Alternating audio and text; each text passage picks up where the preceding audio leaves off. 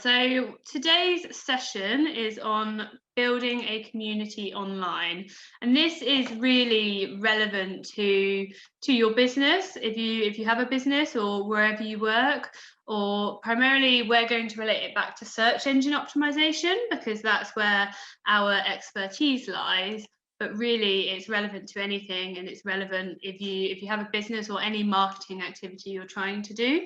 So we'll try and keep it quite generic, but also quite focused on SEO. If you haven't joined us before, SEO is search engine optimization. So it's about optimizing your website to get higher in search results. So for example, Google search results, and building a community online can help you to do that. So what we're going to cover today, oh, Sharon's just going off. We'll carry on with the schedule, but what we're going to cover today is how SEO and building a community sort of link in together. We're going to look at local SEO with reviews and relationships. That relates to if you are like a small business and you have a physical location, that we would call you sort of local SEO there. We're going to look at social signals and how to increase them. So that's relating primarily to social media, and we will touch on content there as well. We're going to go through sort of getting brand mentions and backlinks.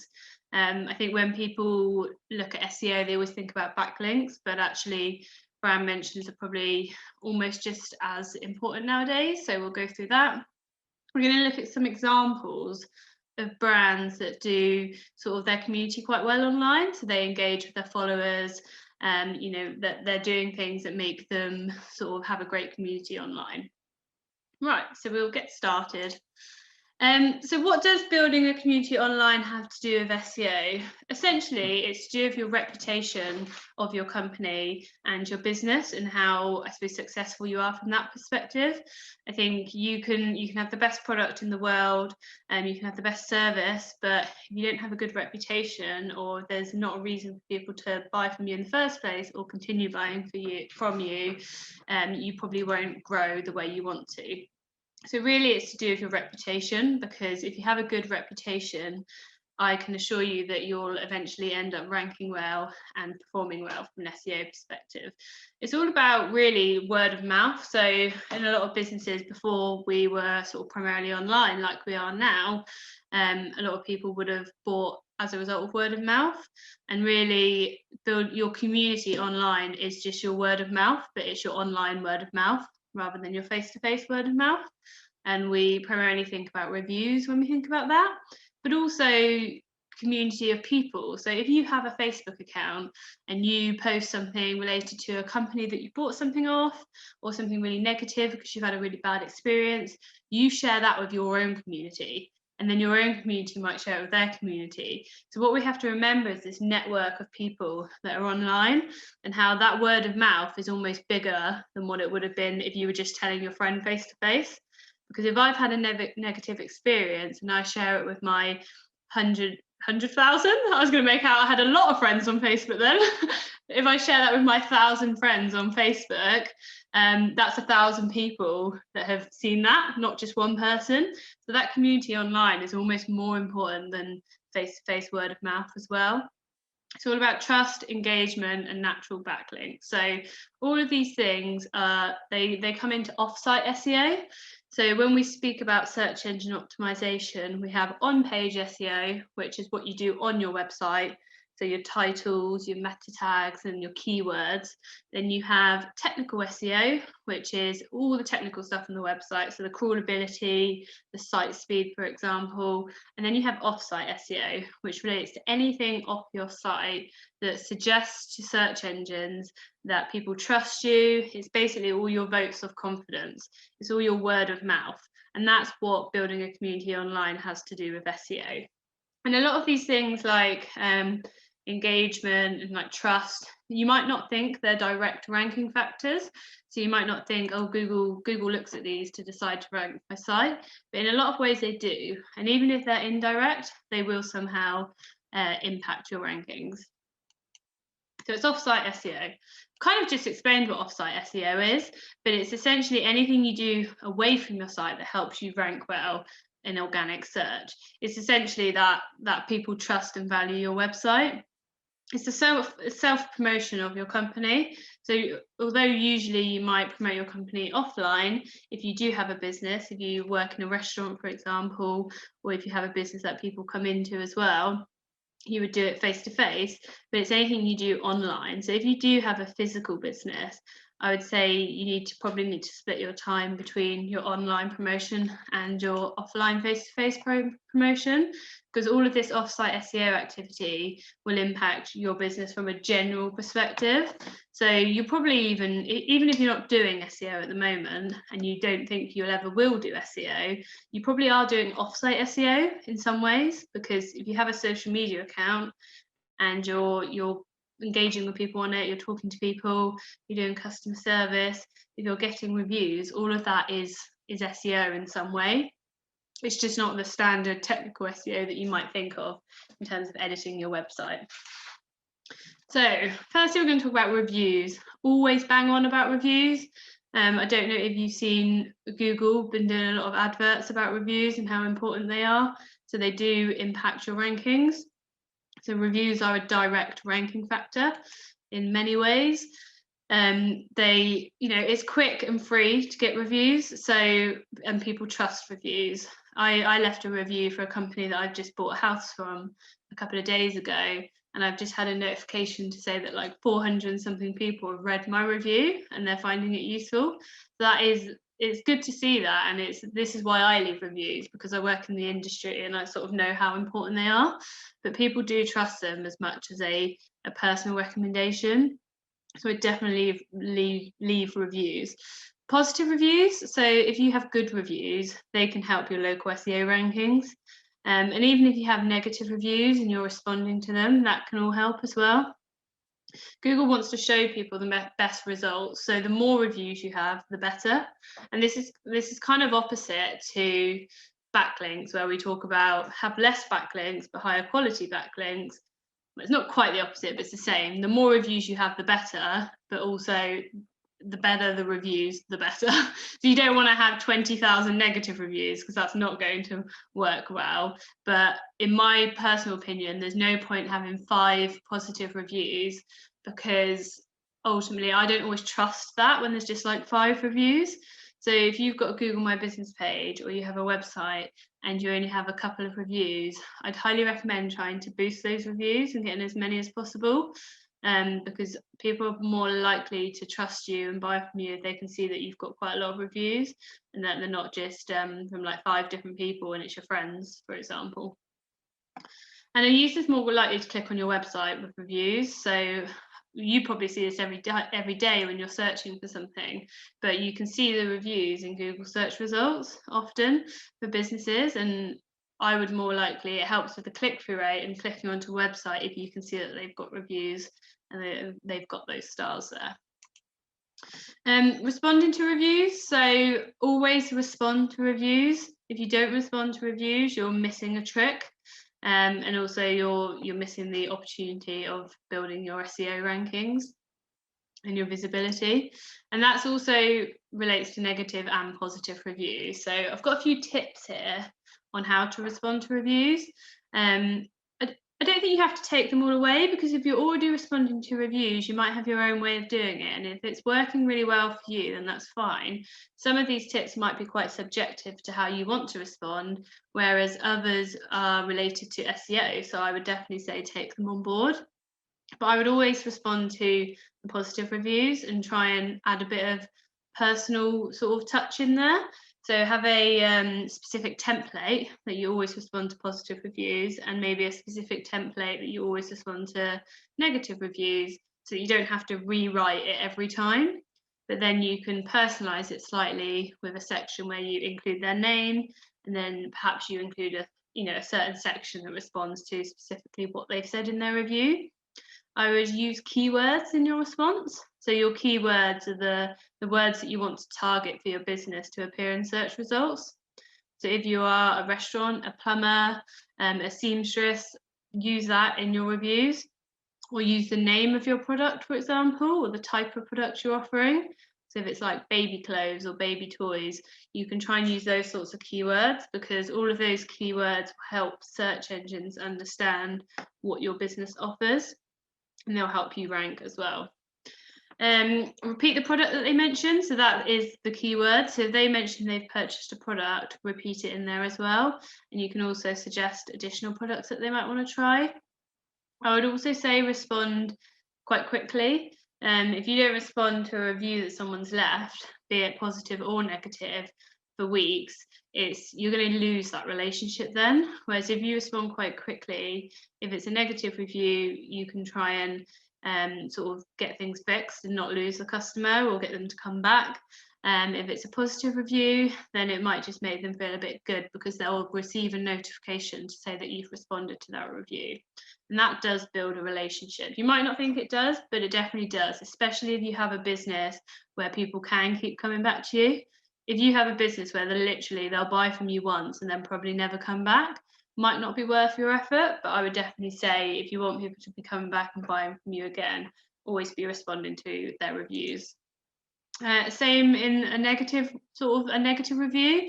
So same tips here really, but obviously if there is a negative review, you just need to be careful about how you respond, because sometimes these negative reviews that people leave, you might feel are unjustified, and that often is the case. I think sometimes I saw a negative review the other day from a company, from someone, about a product that I was reviewing to see whether I would buy, and they said, oh, it came in a too big a box. And I was like, that's not a reason to leave a negative review. There's nothing to do with the product, it's just to do with the way it was delivered.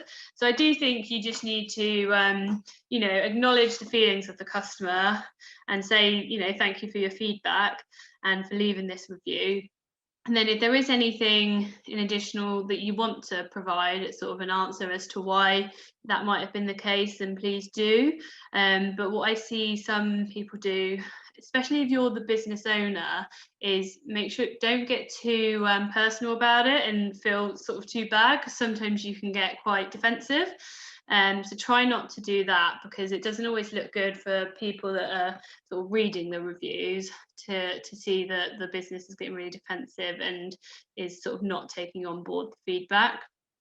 So I would just try and respond in a short, sweet and polite way really, and provide a little bit of extra detail, but keep it relatively short. And don't go on a little essay about why they had a bad experience. And if there is additional things that you want to talk to that person about, then I would suggest taking it offline, because it's not great to have this conversation going on the review. So you could give them your contact information to get in touch and see if you can be of further assistance, because you may be able to keep them as a customer then. The biggest thing with reviews is that people, as soon as they've had that bad experience, they'll go and leave that review straight away, because it's in their head and they're angry. So you can probably try and fix it by responding quite quickly and sorting it out for them. Whereas if you don't, then you're likely to just get the product sent back or lose their service completely. Yes, people buy from people they trust. It's all about trust. So do not be untrustworthy in any of your communications or your reviews. Do not lie, I would recommend. Building relationships is difficult and it takes time, but I think the reviews and responding to reviews is a great way to do it. And it also shows potential customers that you value them and you value their service, because each customer is essentially important to you, I would say so.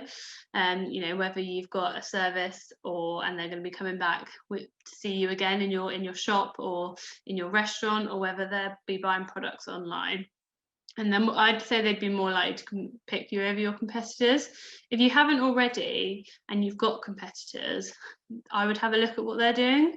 So are they responding to reviews? How are they responding to reviews? How many reviews do they have? So this is a little bit of an audit that you can do on your own business, is to understand how many and the quality of reviews that you have versus your competitors, and also what they're doing on social media. So if your competitors are responding to people on social media, they're responding to comments, they're engaging with people, and you're not, there could be a little bit area there where you're missing a trick. Now I'm going to hand over to my colleague Francis, who is going to go through social signals and content with you for a little bit. Hi everyone, yes, so we're going to talk about social signals, what they are and how they relate to the content that you write for your company and your website. Next slide. Thank you. So yeah, your social signals are basically everything that happens on your social media, on your Facebook, Instagram. If you post something and you get likes, if you get comments, if you got shares, all of those basically culminate into your social signals. And although they don't directly relate to your SEO ranking, if you have lots of really good social signals, then it does show Google that you have good domain authority. And that means that Google is more likely to recommend you to users than if you have no social signals at all. So if you don't have any social media, get on it now. And if you do, we're going to talk about how you can use your content to boost engagement within that.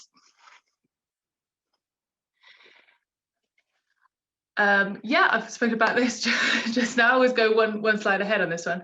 But yeah, another thing on here is that social signals behave a bit like a backlink. So the more you have, the better your site will rank. It's not a direct relation, but it will help. So there's no reason to ignore it, basically. So how can we increase social signals and increase social engagement? The first thing, the easiest thing, and the most important thing is to make sure that you put your website in your profiles. So in your Facebook profile, Instagram profile, always put your website there. So if someone goes to your social site, they can easily get to your website straight away. Sorry if you hear some barking in the background, my puppy is going insane. With the posts you make or the content that you put on, you want to use catchy, clickbaity titles. They don't need to be like horribly clickbaity, but they do want to grab the user, and we'll talk about that a bit more later. In a similar vein, we want to make sure the content that you're creating is engaging. It drives people to engage with it and makes people want to talk about it and want to share it and want to tell their friends about it. You want to use call to actions that ask for engagement. So remember that people generally aren't going to do anything unless you tell them to do it. So you could write this amazing, engaging content with amazing clickbait title, and people will read it and be like, "Ha, cool," and then move on. But if at the end of it you say, "Oh, share this with your friends, leave a comment, tell me what you think," it's more likely that they're going to actually engage with you in a real way. The last one is that you, on your website itself, you can use plugins to make sharing your content easier. So you'll have your blog or your article, and then you have like the Twitter logo, the Facebook logo, the Instagram logo, and the reader can then click on them and it automatically shares it to their social page. So that's a really good way to get the user to share because it's so quick. So we're going to have a quick look at how to write those attention-grabbing, clickbaity headlines. So some basic things to remember is to be clear and not clever. There's no need to try and make it complicated. You don't need to use puns or wordplay. When you're reading a headline, all you want it to do is you want to know what's going to be in the copy underneath. You don't need to think about it. You just want to be like, all right, if I click on this, this is the kind of content I'm going to be getting. So always bear that in mind. A good way to grab someone's attention is to include a benefit or a promise. So tell them, you should read this and this is why. I will give you this information, or I will show you something that you've never seen before, and try and persuade them that they need to know the information that you've got to give them. Number 3, be unexpected. This isn't always possible, but it's always really good to not just say the same thing as everybody else is saying. So if your company is in a sector that's very crowded, and everyone has the same idea, everyone has the same opinion, but you don't, that's a really good way to leverage an attention grabbing, a real good way to grab attention. And number 4, the most important one probably, is to make sure that it is useful for your audience. So if you're writing content, it could be amazing, it could be wonderful, but if your target audience is 35 to 45-year-olds and you're writing an amazing content on the newest TikTok trend, it's just not going to connect. you need to make sure that everything you do is always targeted towards your target audience, because only then will you get the shares and the comments and the social signals that you're after. A really good idea to give yourself some ideas for headlines is to look at magazines, because a magazine needs to have super catchy headlines, because they need you to pick up the magazine, physically walk over to the shop and buy it with your hard-earned money. So what's a really good way is just look at some magazine titles, take those headlines and use exactly the same structure, but just change the words to make it relevant to your business or your company, because they've put loads of work into creating the best headlines. So you might as well use their work and just make it relevant to you. Last one is odd numbers get more clicks. Here I'm talking about the catchy headlines, 18 ways to tell your lover you care, that kind of stuff. It turns out that odd numbers get more clicks, about 20% more clicks than even numbers. We could go into the psychology behind it, doesn't really matter. It's not a huge problem if you want to do even numbers, but if you want to use those numbered headlines, then try and use an odd number if it works for you. So let's have a look at some good ones that I've taken off magazines that I've created. This first one is, are you still making these common mistakes in English? This is good because it's clear, it's a question, so it's bringing the audience in.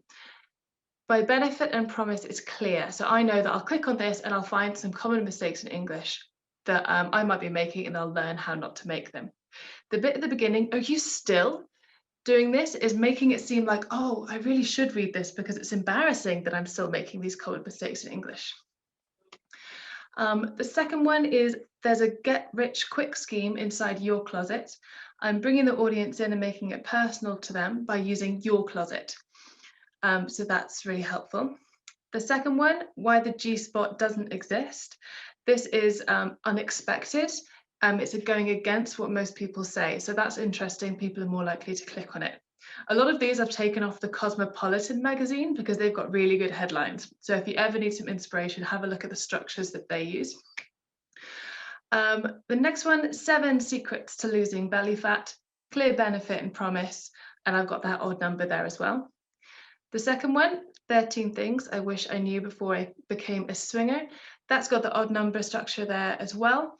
Using the I wish I knew before is really good because it makes you feel like, oh, this would be really useful for me in the future. I don't want to make the same mistakes as this person has. Also, this structure is good because people love to hear about people embarrassing themselves. So you're like, oh, I want to see what happened because they didn't know. Whatever happens when you get swinging wrong, I don't know. The last one is a really classic one, the ultimate guide. So the ultimate guide to anything. It's a really useful one because it shows that you're going to have a really comprehensive piece of content here. Always make sure with all of these is that if you make a benefit, if you promise something, you have to deliver it. Otherwise, people will click onto your site and click off straight away. So if you write content with the headline, the ultimate guide to, and then the content itself is 150, 300 words, then that's not an ultimate guide and people are going to click off and they're not going to find that content engaging and they're not going to find it useful, so they won't share it. So always make sure that the headline is really important, but it needs to be backed up by great content. Not going to chat too much about these. These are just, I've taken these off the internet. I think this is BuzzFeed or something like that, of lots of headlines that follow the structure that we just talked about. Okay, so we talked about the headline. Let's briefly have a look at how you can make your content interesting so that when people click on your headline, they read your content, they love it, they share it, they comment on it. So the first one, be original. The problem with the internet is that there are so many blogs and so much content, it's so hard to be original. But the one thing that you can do is make it about you. No one else has had the same experience that you've had, even if you're selling very similar products to someone else.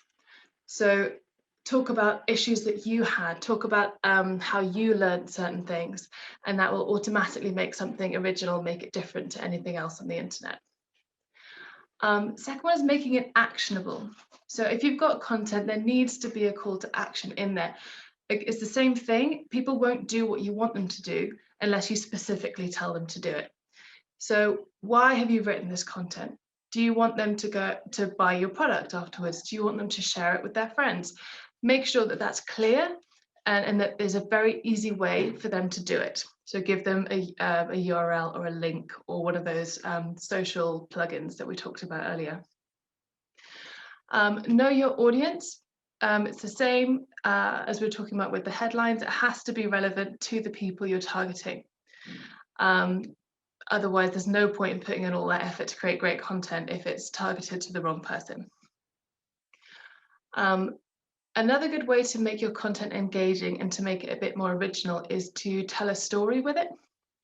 Because people remember, basically, if you have a piece of content that offers all the facts, like, oh, my product is good because of A, B, and C, people are more likely to forget it.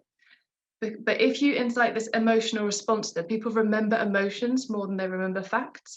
So weave it into a story. Tell me about a character who had all these issues and conflicts, and then suddenly this product came in and helps them fix these conflicts. Bring in characters, conflict, and resolution, and people are much more likely to remember it. Take them on that story. Visuals are really great. Never just upload a big block of text because it might put people off. You could just get copyright-free images off the internet, or you can use bullet points, infographics, videos, lots of different ways to do that. And also make sure that you cut up your content into, use subtitles to cut up your content as well. That's also part of prioritizing readability. I'm not going to go into the nitty-gritty here, but generally think that you're writing for a reading age of around 11 years old. Most of the people who will read your content will have a much higher reading age, but they're probably putting the kettle on, or they're commuting to work, or they're doing lots of different things at the same time. So make it clear and easy to read. Don't use words don't use really complicated words, don't use really long sentences, keep everything short, simple, and to the point. And the last one is, what can you offer that your competitors won't? So look at content that your competitors are writing and think about how you can make it better. What can you do? Are they offering, I don't know, some pictures? What are they offering, and what can you do that's better? Can you offer a white paper? Can you offer a downloadable, some downloadable content? Can you offer a link to a useful video channel? Make sure that, you just want to give yourself the edge on your competitors by giving something just a little bit better. Thanks, Frances. Thank you. So that was really useful in terms of, obviously, as part of having a great community, you need to have great content, because there's no point not having the right content, because you could have a community, but they're probably not going to follow you or be interested in your website and products if you don't have good content. Now I'm just going to go through a bit about getting brand mentions and backlinks, because that will help you obviously build up your online community as well. I tell you what, a brand mention is essentially anyone that mentions your company online. So your company, your business, or your products, for example. So a brand mention isn't necessarily a backlink. So someone could mention you, but they won't necessarily provide a backlink to your website. So they won't actually link to your website. But brand mentions are becoming more important because they help search engines sort of understand and link everything up online. So even if there isn't a backlink, yes, it would be great to try and turn that brand mention into a backlink. But if that is not possible, you should still track brand mentions because they are definitely beneficial. A few ways to get brand mentions. So like we've just spoken about, increasing your social media presence. So be posting on social media with those headlines that make people click through to your website. Sharing your content. So don't create content on your website and not share it. If you're writing blogs, get a little calendar together and post them regularly on your social media pages. Engage with your community and your customers. So if someone comments positively or negatively, or just generally comments on your post on social media, then write back to them, say thank you, or just have a bit of banter, have a bit of a communication with them. Encourage reviews. So don't sway away from getting reviews. I see a lot of companies switch off reviews on Facebook, for example, because they're too scared to get a review because it could be negative. But ultimately, I would say if you're getting a lot of negative reviews, there's probably something you need to look at in the overall business. And any clients that come to us for SEO, one of the first things we look at is their reviews. And if they've got a lot of negative reviews, we'll probably say to them, look, we can do everything we can to help your website, and we'll do everything, we'll optimize it, but these reviews are probably going to hold you back, and they will hold them back. And this is why I would always say focus on getting those reviews and encourage them. You can even give sort of incentives to get reviews, just to try and push them a little bit, like discounts or money off. Create linkable and unique content or assets, and by that I mean the content that you're creating, don't just create content that everyone else creates. It must have some sort of value, it must be useful, it must be a reason for people to mention it and share it with their friends. So if it is a sort of how-to guide, or if it's something downloadable, for example, so like a PDF. I see a lot of those like weekly food planners that people get that are downloadable and you can use, or a downloadable budget, for example. So depending on what your business is, there is probably something you can create that people would find useful and people would want to use. To try and think of something. It can be quite hard depending on the niche you're in. And then it may be that it's already been created. So I used to work for a company that was in the funeral sector, and there was a lot of queries online around sort of, you know, planning for your funeral, planning your songs, how to write an order of service templates and things like that. So you could probably create some sort of template that could be used, or something that people can download and use, and it would be linkable and they would want to talk about it or share it with people, or do something that people will talk about. So often, you know, you want coverage if you're in Bristol or Spain, you want coverage in the Bristol Post, or you want coverage on a big news site, for example, or you want people to talk about you. But if you're not doing anything worth talking about, people won't talk about it. So try and do something positive that's worth talking about. So whether that's like charity work, or you're getting charity, or you're getting involved in events, for example, you're doing, you know, a really big sale or a really big discount that is actually interesting. All you need to do is do something worth talking about, and people will talk about it. If you try and do something and you reach out to a lot of sites, which I've done previously, and they have said, no, we're not going to, this isn't interesting, then it's probably not worth talking about. So have a think about what it is. Backlinks, so everyone's favorite topic.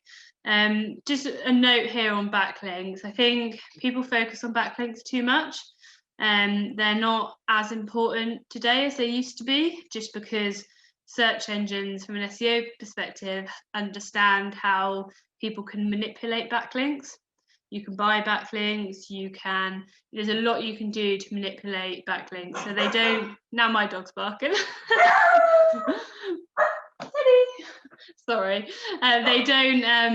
backlinks aren't as important anymore as they used to be, but they are from a trust perspective, and they still provide some value. So I definitely still look at them and still try and get backlinks naturally, but don't think about, oh, I need 5 backlinks a month or something. They should come in naturally from the work that you are doing, and from you doing things that are worth talking about and having great content. Backlinks are hard. The best way to get them is probably to get them naturally. So for you to be sharing, and by naturally, I don't mean you're going to create a website and you're going to put some blogs up and they're just going to come, because that is probably unlikely. But by naturally, I mean sharing your content on your website, sharing your content on social media, sharing it with people, asking people to share it, and anything you can do to get it out there, because backlinks will come through you doing that work, not necessarily going out and like buying the backlink, for example. But it does require time and effort, and it just requires a bit of investment on your part. But it's no investment that you shouldn't be doing anyway as part of managing your business, I would say, if you do have a small business, or if you're working on someone's website for them. So a couple of tips here to get backlinks. Obviously build that community online. You could be on some relevant forum sites, for example.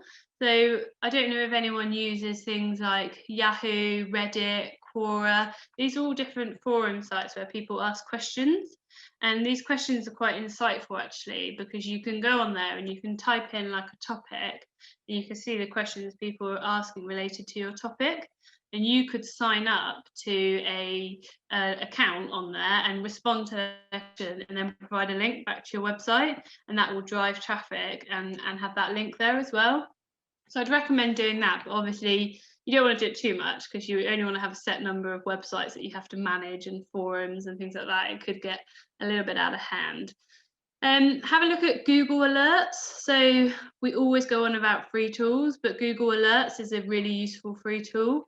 So what that allows you to do is type the name of your company or type anything and ask Google to alert you every time via email, every time that is mentioned. The issue with that is if you have a business name that is very similar to loads of other things, you might get a lot of alerts. But if you have a very specific business name or a specific product, it's definitely quite useful to see when people are talking about you.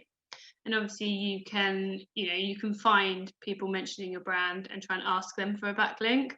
Like the reviews, I would try and put together a standard email that you send to people once they've mentioned your company to say, oh, you've mentioned my company, that's really great, thank you so much for the support, I really appreciate it. If you wouldn't mind, could you just link to my website as well? Here it is.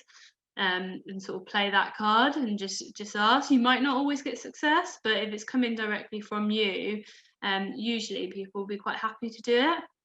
They won't be happy to do it if it comes from some sort of, I don't know, like an agency like ourselves where we're asking for backlinks every day consistently. If it comes from the small business, it will ideally be a lot more successful. Skyscraper content technique.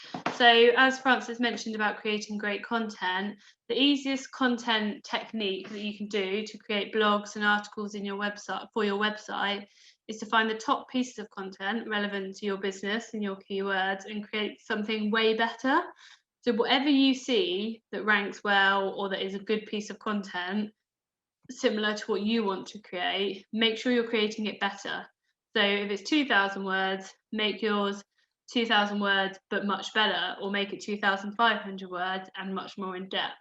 Don't look at a piece of content and say, okay, this piece of content answers these few questions, it's 1,000 words, I'm going to write a 500 word article on it and just cut it down and copy it and then change it slightly, because you're not going to perform well from that. So you're not going to get a backlink if your content is no better than anyone else's and if it's actually worse. Try different formats for content.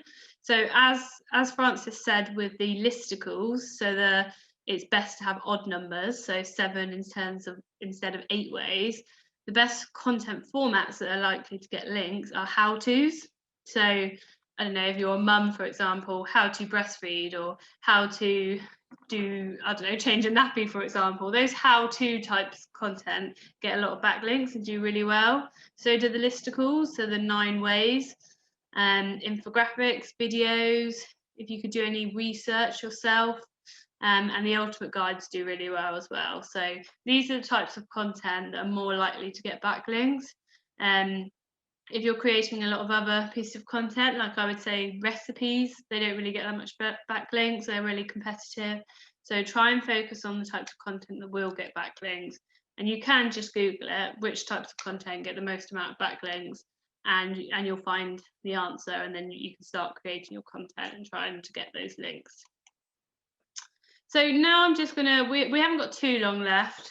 I'm just a bit conscious of time, but we haven't got too long left. But I'm going to go through a couple of companies now that have a great community online and why they have a good community.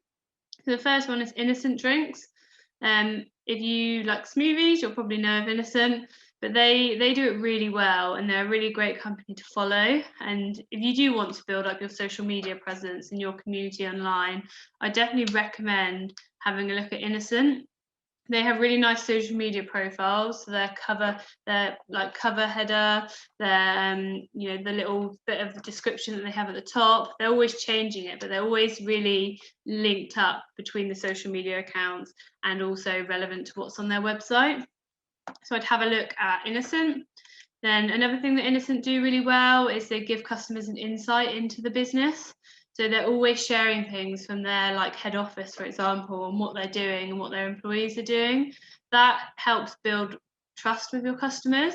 So if you do have a business and you have, you know, a few different people that work for you, or even just yourself, why not take photos of what you're doing, share the background, share the office, share the warehouse, for example, anything you're doing behind the scenes, share it, because it will help build trust that you're a real business, for example. Sometimes people don't want to buy from a company that they don't really know if they're real. And the biggest thing you can do to make you look real is to be sharing stuff of the real people.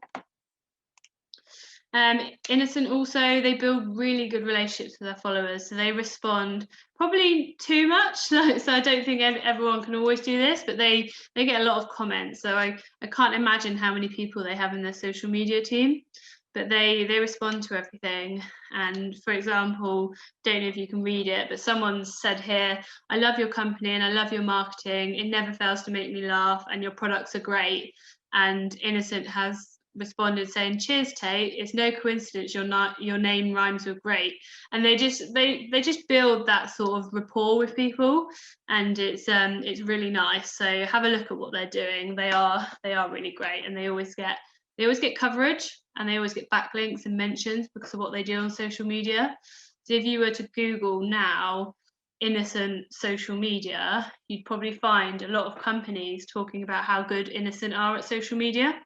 And they're getting that coverage there because they've built up that community. Injecting personality. So we've got an example. This is actually very topical now because Piers Morgan has just left Good Morning Britain because of the whole palaver with Meghan and Harry. But Piers Morgan commented something on Greggs. So Greggs posted, "Oh, our vegan sausage roll, the wait is over." This was in January 2019. And Piers Morgan replied saying, "Nobody was waiting for a vegan sausage, you PC ravaged clowns."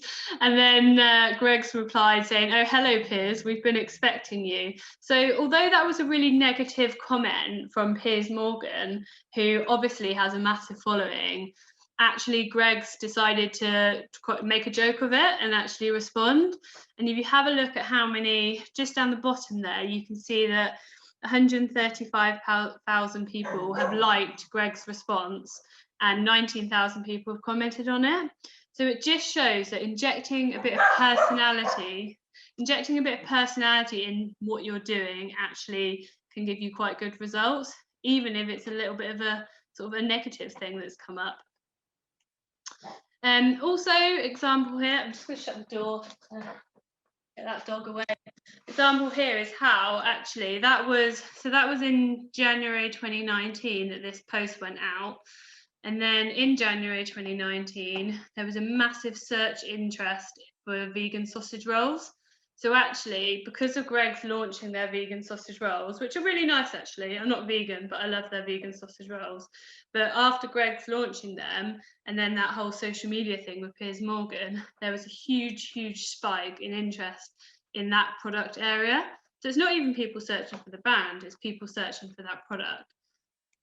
And we've got an example here as well, organic search visibility. So if you search for vegan sausage rolls, now Greggs appear at the top, not the top position because there's a few like recipes there, but they're the only company that have a vegan sausage roll actually result showing, and they don't even optimize their website. So because of what they've done on social media and the community they've built and the product that they've built, I'm not saying the social media or the community is the reason it's doing really well, because there'll be loads of things, but it's just worth noting. And they've also got the people also ask questions are specifically related to Greggs vegan sausage rolls. So my point here is actually about how what you're doing on social media and the personality you're injecting and how you engage with people can feed back into SEO results. So whether that's more visibility in search results, more people searching for your brand, for example. So I'm sure if I put Greggs in here in January, there might have been a big search for Greggs as well. So it's just showing that the more you do, the more people will search for you. And the more brand searches, the more people that search for your company name in Google, the more that helps your SEO, because Google understands that people are actually looking for you. Got a nice example here as well. So I don't know if anyone saw this, but Weetabix actually put a post out by putting baked beans on their Weetabix, and they said, why should bread have all the fun when there's Weetabix? And this had a massive, if you have a look at the engagement here, loads of retweets, loads of quote tweets. There was actually a load of different companies responding. So every single brand basically got involved in this conversation, and it was really funny, and it went viral. And what I'm not saying here is I'm not expecting anyone to be like posting viral things. Sometimes it can go wrong. I think there was a company the other day on International Women's Day that, who was it? One of the brands posted women should still be in the kitchen or something, and that just was really bad for them. So sometimes you just need to be careful about what you are posting. If you are trying to engage with people and you're trying to do something a little bit different, just really think about it first, because there are situations where it does go wrong. And I don't expect anyone on here is, you know, necessarily as big as, you know, Weetabix and Greggs, but it's just worth seeing what these companies are doing, and it can give you an idea. I follow a lot of them just because it's useful. We've got an example here of how when Weetabix did this in February 2021, so like a month ago, there was a big search interest for Weetabix. So, you know, it just shows that, you know, if you do something that does really well, you're likely to see more interest in your company or product. One thing I want to sort of caveat all of this with, in terms of looking at those brands, is the brands I've just showed you aren't very salesy on their social media, but I would recommend you do be a bit salesy, just because if you've got a product, or you need people to come to your business, or you need people to come to your website for whatever reason, and you don't talk about your company or your products at all, you might not get that. So it's worth bearing in mind that Weetabix, Greggs and Innocent Smoothies do not sell their products on their website. So actually they have brand awareness as their probably their metric for social media. So they probably have like figures that they need to improve, and their success measures will be, you know, have more people searched for Weetabix, have more people searched for Greggs, how many people are talking about us, how many likes and comments are we getting. But for your businesses, for example, really, do you care how many likes and comments you're getting if no one's buying from you? Probably not. So I would say it's a balance. Don't post every single day about buying your product, but like have a balance between probably 50-50 of just nice, engaging posts, posting your content, posting things, and then also posting offers and links to products and things like that as well. So I definitely recommend doing both, and not just fully going the way Innocent Smoothies have gone, because that would be too far, and then you wouldn't actually have anyone buying your products or going onto your website, for example. So we've spoken a lot today. Oh, we're nearly at the end of the session again. But what we've covered is the importance of reputation and reviews. So they are super important. If you're not getting them, I know it can feel like a bit of effort, but just go and ask everyone for a review, or just send out a link to your website and say, I'd really appreciate a review.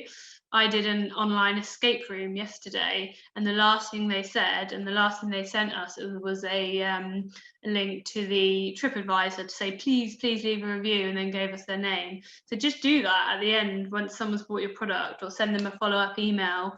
Anything you can do to get a review. Social signals are really important, and they will help your SEO visibility. Not necessarily straight away, not a direct ranking factor. So if you do have other stuff on your website that you need to fix from a search engine optimization perspective, I'd probably say do that first, or do them both at the same time. So start all your social media activity, start sharing your content, doing all of that, but also make sure your website is in a good place first. We've given you some tips to get brand mentions and backlinks. The recording will be shared online, so if you want to look back and look at those tips, you can go back and have a look at them. But there are lots of ways to do it. But really, you don't need to be an SEO professional or a marketing professional, in fact, to be able to get brand mentions or backlinks. You just need to be able to promote your website and promote your business, and you'll naturally get them. And we've given you some examples of brands with a great community. But obviously my final point there was, don't go too far in that. Make sure you're talking about your products as well as being engaging and sort of fun and injecting personality into social media, because ultimately whatever you do online, so whatever you do to build your community online, it always needs to link back to the end goals of the business, and the end goals will be to make money. So all of this somehow needs to help make you money. So I'd focus on that as well. Thanks, guys. So finally, if anyone has any questions, feel free to just put them in the chat. I'm just going to open up the chat now, or you can come off mute. Do you have a video copy? I might have to leave. Yes, so we do have a video copy of this. It will be on SEO Academy, nettle.com/SEO/academy, sorry. I'll put the link in here shortly. What about when people put up negative stuff on Wikipedia and it refuses to remove it? Yes, I mean, unfortunately, that is a bit annoying, and as a company, you can't impact Wikipedia too much. So I have made changes to business Wikipedia pages I've worked for before, but it has to be, you can't be like promoting your business, so it has to be quite generic things, and Wikipedia like a range of sources. So there isn't always much you can do about that. The biggest thing that you can do to push down negative stuff online is to do more positive stuff. So if you've got some negative reviews and they show up when someone searches for your business, then the biggest thing you can do to push them down is to get more positive reviews. So get more positive reviews, get positive stories. So if there's a real negative story about your business showing up really high, it's probably showing up high because people are finding it useful, because they're reading it and it's like, oh yeah, I know about this business now, I'm not going to buy from them. Whereas if you can try and get some more positive stories, that is how you'll remove those negative ones. How can you get an unfair negative review removed? So again, you can contact Google, but they very rarely remove negative reviews. There are some platforms that you can get negative reviews removed from, so you can like request to have them removed, but I wouldn't spend too much time on that. I know it can be really annoying when the review is unfair and unjustified, but if you can try and sort of reply to the review in a polite, sort of understanding way, and maybe even explain why it's kind of unjustified, but not too much of a defensive way, but then try and get more positive reviews. So if you see a really negative review come up from yesterday, for example, what I would be doing if I was you today, be contacting loads of customers saying, please leave reviews, because then that negative one will just go further and further down the list and people will forget about it. So it is really annoying, but that unfortunately there isn't a lot you can do about it. Send the boys round. I like that response. Cool, just a few responses to people. Oh, a backlink. So I had a private message about what a backlink is. A backlink is a link to your website from another website. So that is, another website has linked to your website from their website, basically. So it's more, if you imagine your website in the middle, and it's like a spider web, there's loads of things coming into your website and there are links coming in. Was it Burger King that posted that? I think it was Burger King that posted that negative thing on International Women's Day. Unfortunate for them. This is why I wouldn't want to be a social media manager, because you have to make those decisions of what you post and sometimes it goes wrong. So yeah, I wouldn't want to do that. I thought you shouldn't directly ask people for backlinks and Google penalises you for doing so. No, you can ask people for backlinks. There's no reason why you can't ask people. You just can't. Google will penalise you if they can see that you're clearly paying for backlinks. and that you're manipulating the link profile. So if you are naturally asking someone for a backlink for a reason, so they've already talked about your website, or you have a really great piece of content and they're relevant to your website, then there's no reason why you can't ask them for a link. Try and not approach it in a way of, I really want to help my SEO, please give me a backlink. Try and approach it in a way of, I'm a really small business and it would really help me and really support me if you could link to my website. Don't even make them think that you know what SEO is, just make them think, you want more customers, and that's probably the best way of asking it. Google won't penalize you. Google doesn't know that you've asked for a backlink. Google can see certain things, so certain manipulative practices. So anything you think you're doing that might be a bit manipulative, then I'd worry about it. But if there's a simple reason for a site to link to you and they're relevant to your business, then there's no reason why they shouldn't link to you. Don't ask a gambling website to link to your finance website. Completely wrong, completely irrelevant. Don't ask for a link from a porn website. Not going to help the quality of your site. Just think about it from an initiative perspective of, is this website relevant? Is it going to also have people similar to my audience on? Cool, I think just lots of thank yous here. What's the best data analytics and SEO courses if people wanted to pursue further? So Google have lots of free resources. So I'd have a look at Google. I'd have a look at, sorry, there's like a fly. I'd have a look at Ahrefs. They have like a free course. That's Ahrefs. Moz, M-O-Z. They have free courses. So it depends if you want to just look at some of the basics, or if you want to go into a bit more detail. But perhaps Google beginners courses to SEO, and there's loads out there. But I definitely have a look at Google's resources first. It depends if you learn best through video, so listening to someone like me, or if that makes you fall asleep. Or whether you learn best from sort of reading and things. So it really depends on your learning style, but there are a lot of options out there. What's the best platform for a website? WordPress is probably the easiest and the most flexible, because a lot more people know how to use WordPress. WordPress is always developing, there's always new plugins. Shopify is quite good if you're selling products online. So if you've actually got loads of products and you want to sell them, I would say they're probably the two best from my perspective. There's different reasons for usability for all of them, but I would probably try and learn WordPress if you can. And there's lots of different options on WordPress to mean that you don't have to do anything too complicated. If you can set it up or get someone to set it up for you and just say, I just want to update the content on there, you should be able to do that. How do you recommend a small creative business get and implement reviews? So you need people that you've obviously got customers.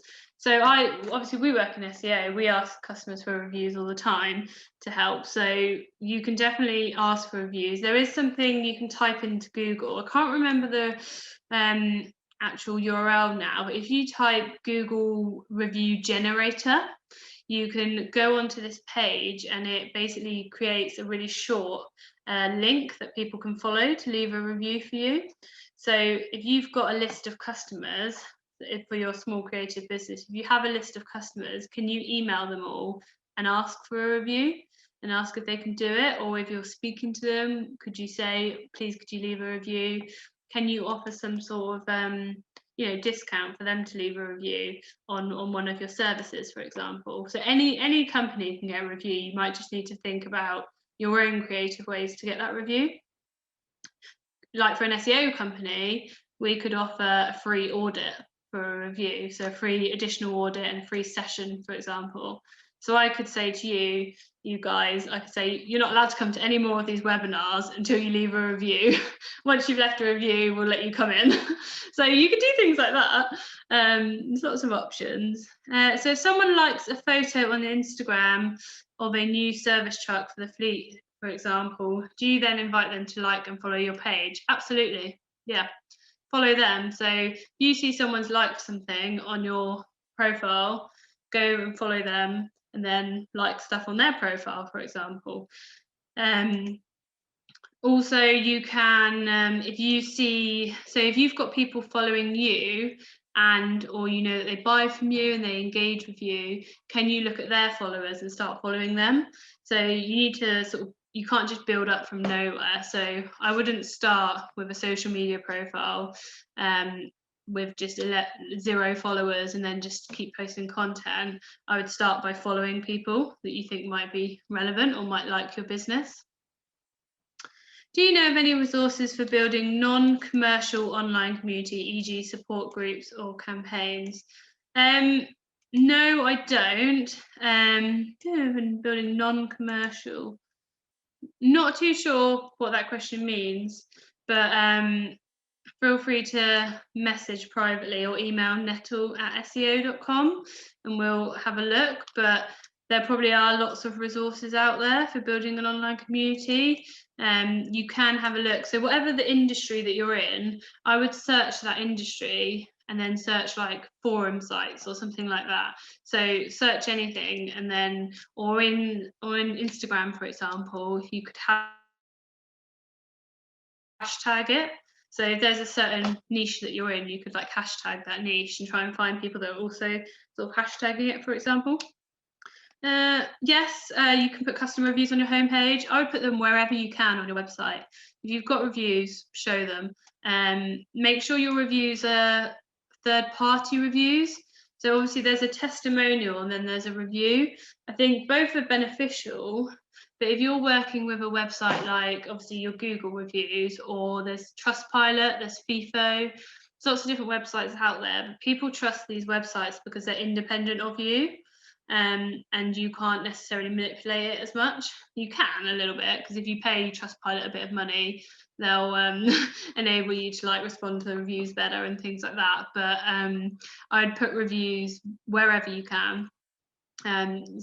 Never too many reviews, basically. But if you offer different products and different services, try and get reviews for each of them. Definitely recommend that. Any tips on revamping an old out-of-date website? We have the top ranking and where we're making changes that could affect this. Yeah, you definitely should be wary of it, but if it's quite out of date, if you're just updating the design of the website and just making it look better, you don't need to worry about that. Whereas if you're changing the content on the website, so you're taking words out, removing pages, and you probably just need to review what you're doing. So I definitely recommend doing a bit of a audit or checking with someone first, checking with someone that knows SEO, because the worst thing you can do is just go and delete loads of pages without knowing whether those pages hold any authority, or deleting loads of content off your site, like content off your homepage and content that is making you rank well, because you're obviously ranking well for a reason.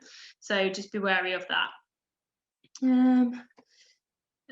Joomla, someone uses that. Does SEO work equally well on Shopify and WordPress websites? Yes. The only thing I don't like about Shopify is their URL structure. So when you have a URL, which is the thing that obviously you type into the top of the search bar, they have like page and I think it's like category or something in the URL structure, which is a bit annoying, and you can't really remove that without or haven't seen anyone remove it anyway. So that's a bit annoying on Shopify, but it's not a reason not to use it. Will Google accept my reviews from a wedding site? Google will accept any reviews pretty much, as long as they comply with their guidelines. So I would assume so.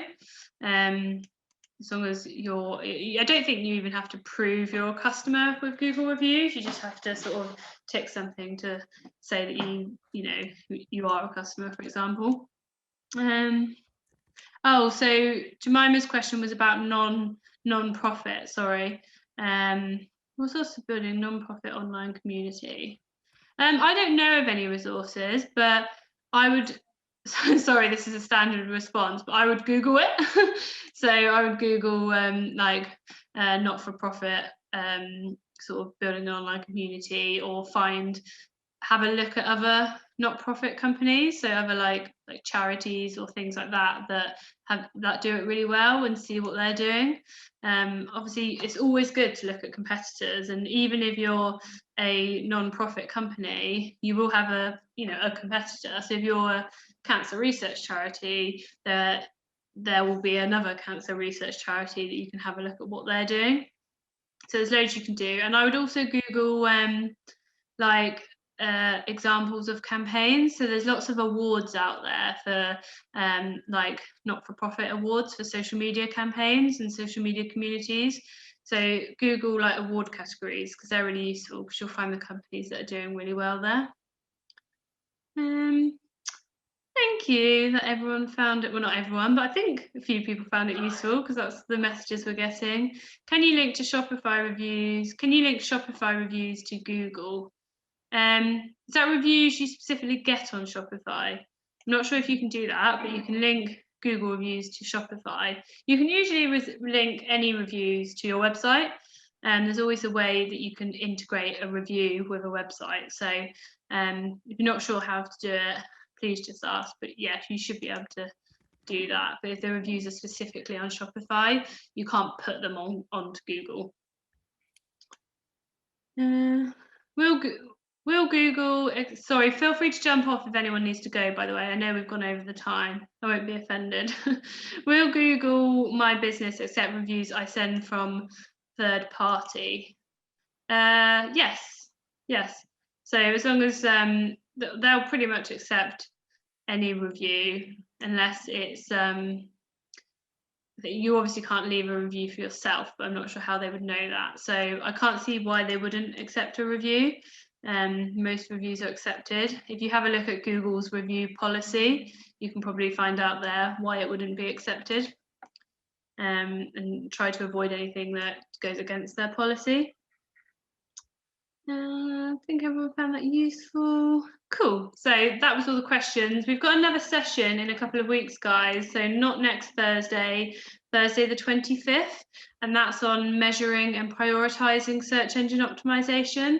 So that's really useful if you don't know whether to invest time or effort into SEO, you don't know how to report on the results, and you don't know how to prioritize all the different things you have to do. So please do sign up to that one on the 25th of March if you found this useful. Thank you, everyone. Bye-bye.